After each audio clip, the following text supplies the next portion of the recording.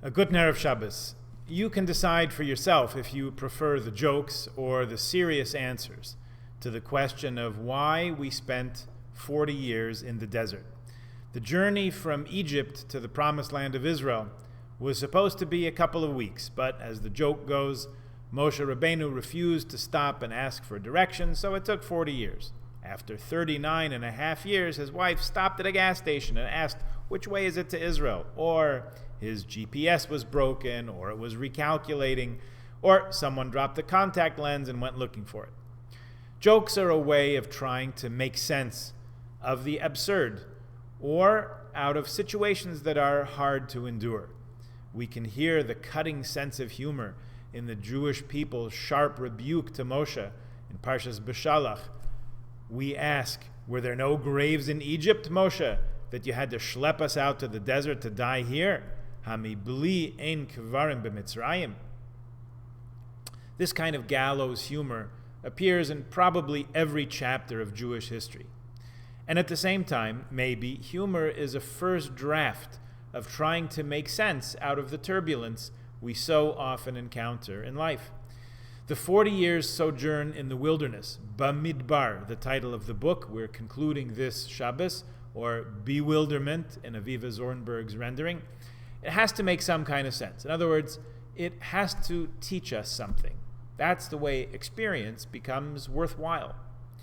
Perhaps the journey was truly to allow the sense of enslavement to dissolve out of us. Remember, we were slaves in Egypt for over 200 years. Now, you can't simply free someone and all of a sudden change generations of culture and self-image in the blink of an eye.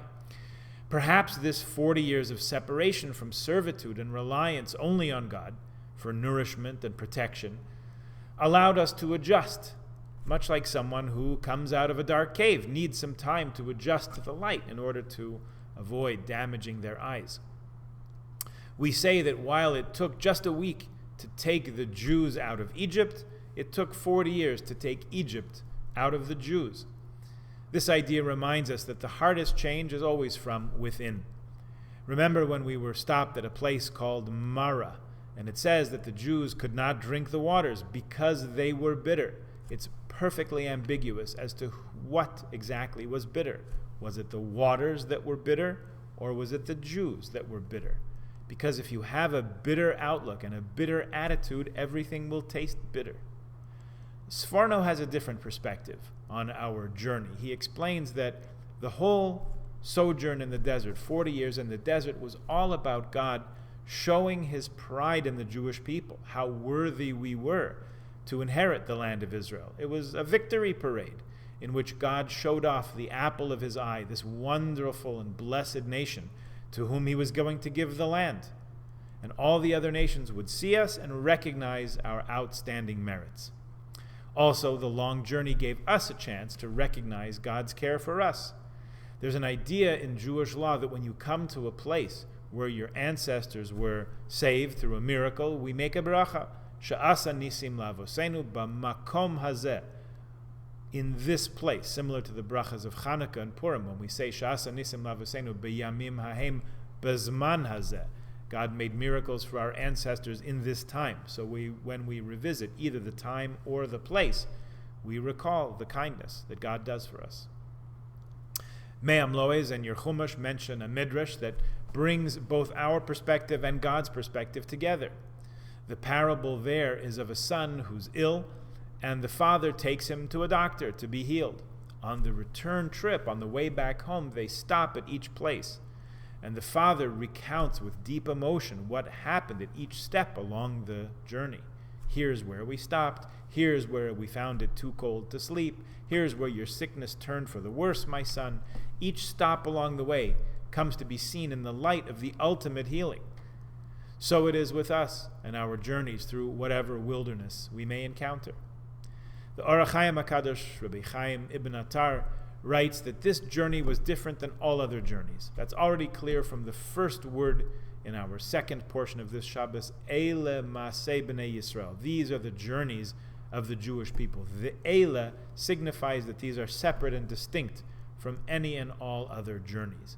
A most empowering insight, the Orach Chaim quotes, among others, comes from the Zohar, and it says that the sojourn in the desert, as long as it may have been, provided us the chance to redeem sparks of holiness, which were scattered in remote and distant places, meaning to say that each place the Israelites encountered or encamped had something positive to it, but that something could only be realized in an environment of overwhelming holiness. It took the combined presence of the Jewish people and Torah and the Shekhinah, the very presence of God, to allow those elements of potential holiness to actualize, to realize themselves. This is really a guide star for life, the life of us as individuals, as a kehillah, and even as a nation. We think that sometimes we're wasting our time, or we're spinning our wheels, and we may question what we're doing and how we're doing it and whether we're accomplishing anything at all. In fact, these journeys that we take in life, when sometimes a journey of a few days or weeks becomes a journey of years or decades, it also has purpose. By bringing our full powers of transformation and change and being connected to God, who's the source of our life, we can accomplish things even in remote places, even in situations and events that didn't seem on the face of them to have much purpose at all. That, in fact, is the lesson of this time of year as well.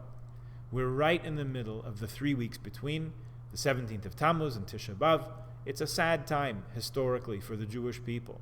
And each year we revisit it, and we appreciate that the sadness and the suffering will also one day come to an end.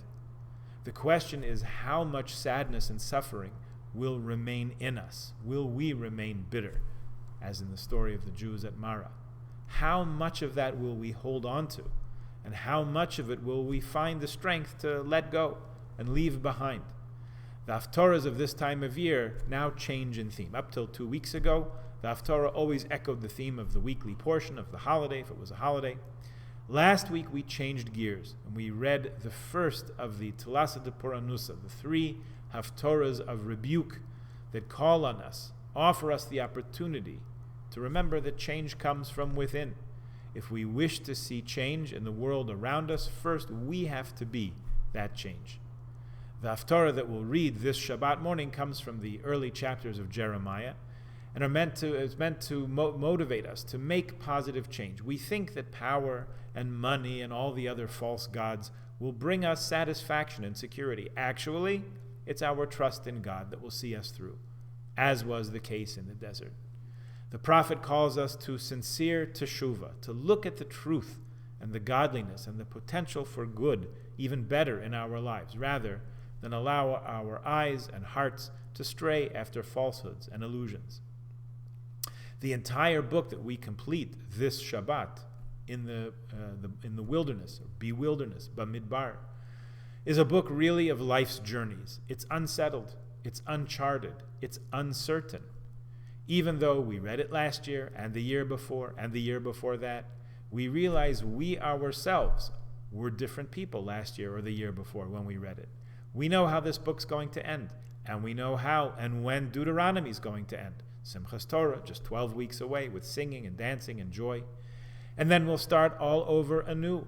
We'll start with Bereshit, with creation, with the struggle of brother against brother, with conflict and tension and uncertainty, and the possibility for improvement and change. Because Torah is Torah's Chaim, the Torah of life, and we come to it anew and to be renewed and to find ourselves reflected in it, and it reflected in us. And this all takes place really Bamidbar, in the wilderness, in the space and time between our enslavement and our absolute freedom in the land of Israel. In the wilderness is where we find our voice, and where Moshe finds his voice, the speech that will be the subject of the book of Deuteronomy, starting next week. These are the words, Eila Dvarim. In the wilderness is where we find the covenant, standing together at Sinai, becoming a people. It's also where we make some mistakes with the spies, with Korach's rebellion. It's also where we learn that what sometimes seems to be curses actually contain blessings at their essence, as in Bilam's words, Ma toivu ahalecha Yaakov. Because the wilderness is unclaimed, unsettled, uninhabited, and really uninhabitable for anything longer than a temporary, short period of time. It's where we can figure out who we really are and who we really want to be. That's a message of these Torah portions in this time of year, a time of sadness and reflection, and at the same time of anticipation and hope. We know that the journeys of the children of Israel continue to be our journeys, and we know that they are taking us home to the Promised Land, to a place where we'll truly flourish and live, and we know that it's up to us to make the most of the time along the way, to count our blessings and number our days, and to make the most of them all. Shabbat Shalom.